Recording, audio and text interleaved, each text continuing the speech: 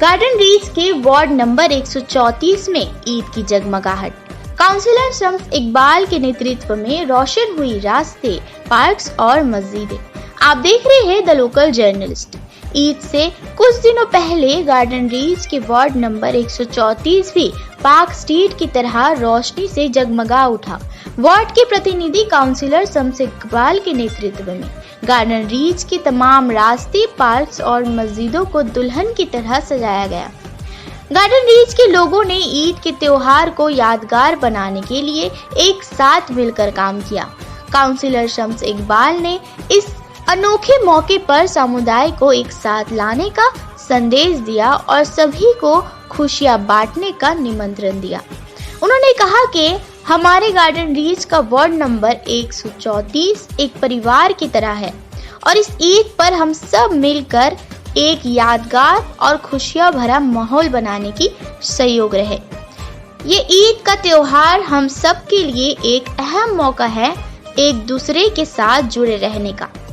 Garden reach के लोगों की एकता और सहयोग ने इस खुशी का माहौल और भी मीठा बनाया। ईद से पहले की जगमगाहट ने समुदाय में उम्मीद और प्रेम को और मजबूती से जोड़े रखा। और क्या कुछ कहना है इस सिलसिले में गार्डन रीच वार्ड नंबर 134 के रहने वालों का, आगे वीडियो में देखिए पूरी रिपोर्ट।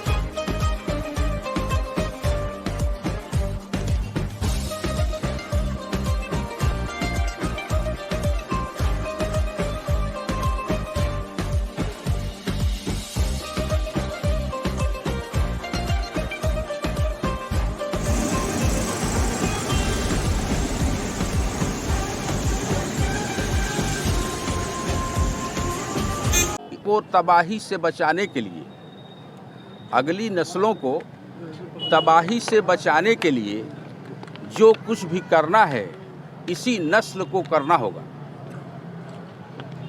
जो कुछ भी करना है इसी नस्ल को करना होगा। मतलब यह है कि इस मकतबे फ़िक्र के जब जनप्रतिनिधि वार्ड में हो विधानसभा में हो, आपको सीएम हो, जब इस मकतब फ़िक्र के जनप्रतिनिधि होते हैं तो जाहिर सी बात है कि तरक्की में चार चांद लग ही जाती है। जैसे आज आप लोग देख रहे हैं कि हम लोग 134 नंबर वार्ड में खड़े हैं और 134 नंबर पूरे गार्डन रीच का मुख्य द्वार है। मुख्य द्वार ये समझ लीजिए कि जैसे एक दुल्हन होती है और उसका मुंह देखा जाता है और लोग दुल्हन का मुंह दिखाई देते हैं, कहीं जाते हैं तो देखा होगा आप लोग।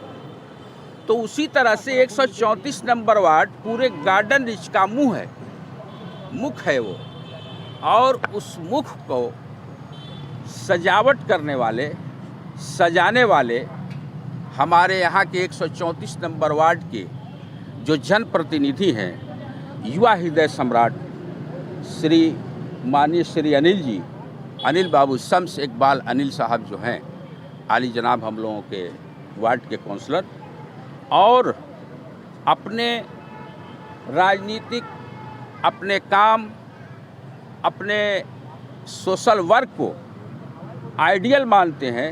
अपने कोलकाता के मेयर आली जनाब फरहाद हकीम साहब को आइडियल मान करके और हर काम को वो आगे ले करके चलने का कार्य करते हैं और उनको अपना मार्गदर्शक मानते हैं। जैसा कि आज आप देख रहे हैं कि हम लोगों ने इस बंगाल के अंदर हमारी 4 पीढ़ियां हुई और हम लोग यहाँ पर जवान हुए, यहाँ रहे, यहाँ खेले, यहाँ कूदे, यहाँ कारोबार किया, बिजनेस किया, यहाँ रहे।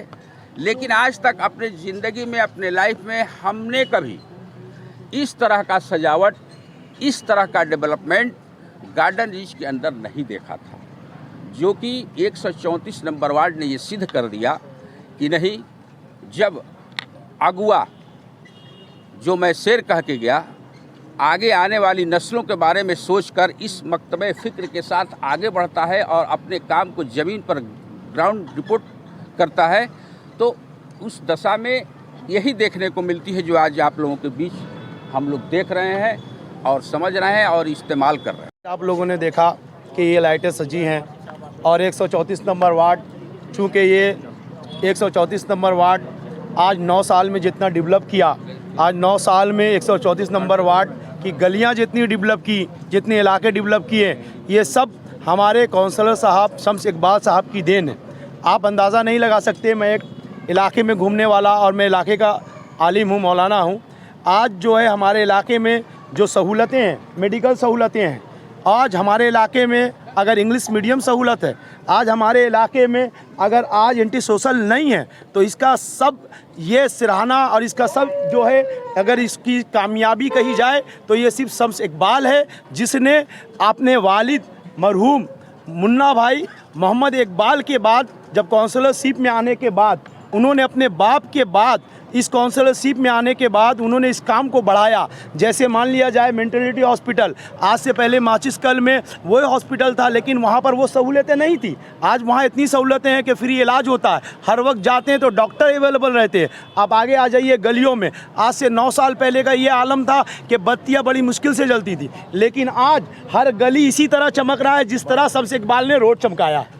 आज इसी तरह चमक रहा है। आज आप कोई गली का भी मुआयना करेंगे तो आपको मालूम होगा कि शम्स इकबाल का एक काम है। मैं आपको बताता हूं कि शम्स इकबाल वाकई दाएं हाथ को देते हैं, बाएं हाथ को इसलिए नहीं पता चलता है कि शम्स इकबाल का एक तरीका है कि उन्होंने जो है अपने वर्कर्स को, अपने काम लेने वाले लड़कों को इस अंदाज में रखा है कि उन्हें जो ज़रूरत है, मान लिया जाए रात के 2 बजे अगर किसी को अस्पताल जाने की ज़रूरत है तो उन्होंने ऐसा अवेलेबल बना के रखा है कि एक फ़ोन करने के बाद लड़के फ़ौरन दौड़ कर आते हैं, गाड़ी आती है, उन्हें अस्पताल ले जाया करते हैं। आज ये जो ब्रिज देख रहे हैं आप, ये जो ब्रिज है आज, ये ब्रिज यकीन जानिए आज से पहले जब ब्रिज ब्रिज नहीं बना था। फरहाद हकीम साहब की कोशिश, ममता बनर्जी से मिलकर और शम्स इकबाल की कोशिश, मुन्ना भाई मोहम्मद इकबाल की कोशिश से ये ब्रिज बना। इससे पहले अगर कोई बीमार होता था तो यहाँ से जाते जाते जो है अस्पताल से पहले ही जो लोग मर जाया करते थे। आप एयरपोर्ट जाना है तो फ्लाइटें छूट जाया करती थी। यहाँ तक कि अगर बच्चों के एग्जामिनेशन का मामला आता था तो लोग जाम में रहकर उनके एग्जामिनेशन कैंसिल हो जाया करता था, वो नहीं जा पाया करते थे। लेकिन ये ब्रिज बनने के बाद आज एयरपोर्ट जाने के लिए सिर्फ 1 घंटे की ज़रूरत पड़ती है। आसानी के साथ यहाँ से लोग पहुँच जाते हैं और कोई बीमार को आज रास्ते में ये जाम में रुकने की ज़रूरत नहीं पड़ती है। आसानी के साथ वो अस्पताल पहुँच जाते हैं। और ये सब काम और ये सब इलाके में फैसिलिटीज़ दिलाने वाले 2 ही ज़ात है, एक तो जो है फरहाद हकीम साहब हैं और दूसरे हमारे शम्स इकबाल साहब। बहुत बहुत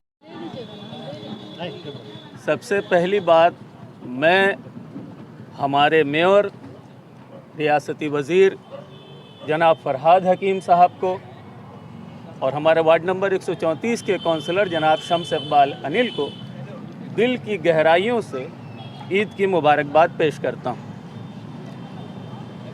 आप जो ये रोशनी देख रहे हैं, जहाँ से 9 NSD 9 नंबर गेट पे जो मस्जिद है, उस मस्जिद से जब आप वाजिद अली शाह सरानी में दाखिल हो रहे हैं रामनगर मोड़ होते हुए, और ये जो खूबसूरत सा पार्क आपकी निगाह के सामने है जहाँ से आप गुज़र रहे हैं, ये सारी कोशिशें शम्स इकबाल अनिल साहब की हैं और जिसको अमली जामा पहनाने के लिए फरहाद हकीम साहब ने खूब काम किया। तो इन सब चीज़ों के लिए हमारे यहाँ जो यौमुन नबी में सजावट हुई और उसके बाद आप जो देख रहे हैं कि तमाम में रोशनी, ईद उल फितर के ताल्लुक़ से यहाँ के रहने वाले लोगों को इस खूबसूरत रोशनी का जो तोहफ़ा दिया है वज़ीर फरहाद हकीम साहब ने और शम्स इकबाल अनिल साहब ने, उसके लिए हम उनके तहे दिल से शुक्रगुज़ार हैं। यहाँ पर जो उसके साथ साथ हम आपको मज़ीद बता दें कि शम्स इकबाल अनिल साहब के ताल्लुक़ से मैं आपको एक बात कहता चलूँ कि ये रंगो नूर का सैलाब किस शुमार में है, अभी तो सारा चमन तेरे इंतज़ार में है। हम आपको बता दें कि मोहम्मद इकबाल मुन्ना भाई के जानशीन काउंसलर शम्स इकबाल अनिल साहब एक तहरीक का नाम है। शम्स इकबाल अनिल यकीन माने एक तहरीक का नाम है। जब आप वार्ड नंबर 134 में जाएंगे, आपको कोई सवाल पूछने की ज़रूरत नहीं है। मैं एक आम आदमी हूँ, मेरी उम्र 51 साल है और मैंने अपनी 51 साल ज़िंदगी में इस इलाके में बहुत सारे काउंसलर्स को देखा। मैं दूसरों की बात नहीं करता, मैं आपको बताऊं कि आप दीगर वार्ड की बनिस्बत 134 नंबर वार्ड के रिहायशी ये कह सकते हैं कि हम सबसे हाईटेक वार्ड में रहते हैं बोरो 15 के, जहां तमाम वो सहूलतें दस्तयाब हैं जो एक शहरी का फंडामेंटल राइट्स होता है। मिसाल के तौर पे हम आपको अपनी पूरी बात बता दें कि मिसाल के तौर पे जब आप देखें कि 24/7 बुनियादी ज़रूरत होती है इंसान की रीढ़ की हड्डी। भाई कोई आदमी अगर बीमार पड़ जाता है, ये बहुत बड़ी बात है, बहुत अहम बात है, इस ताल्लुक़ से इसको नोट करके चलें कि 24 घंटे यहाँ पे मुफ्त एम्बुलेंस सेवा, फ्री एम्बुलेंस सर्विस, ये कैसे अमल में आया? ये वही शम्स इकबाल अनिल साहब हैं, ये वही हमारे वज़ीर फरहाद हकीम साहब हैं जिनकी काविशों से ये सारा कुछ मुमकिन हो सका। और कलकत्ते के मशहूर अस्पतालों में स्वस्थ साथी कार्ड, माने आप ये समझ लें कि वज़ीर आला ममता बनर्जी की स्कीमों को अमली जामे तक पहुंचाने में बहुत यकीन रखते हैं शम्स इकबाल अनिल। और हर एक घर में, हर एक दरवाजे तक कैसे ये सहूलत आम लोगों तक पहुंचा दी जाए, उसके लिए उन्होंने पूरी टीम बना रखी है और अपनी कोशिशों से वहां तक लोगों को सहूलतें पहुंचाते